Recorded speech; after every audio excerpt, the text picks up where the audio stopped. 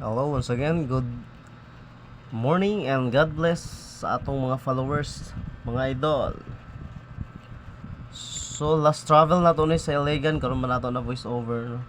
Travel ta to our client. So what na expect, no, na daghan no gyapon mga habal-habal driver, no. So from Iligan City to cruising Tipanoy, and what kabalo sa area sa atong client nga pabukid ba day kaayo, no. And unexpected pud kay pag-abot dito nga naay driver day nga kulang og kuan, no, kining inborn nga kulang siya og kamot. So muna itong gisakyan pasaka sa bukid kay siya nakaila sa atong client.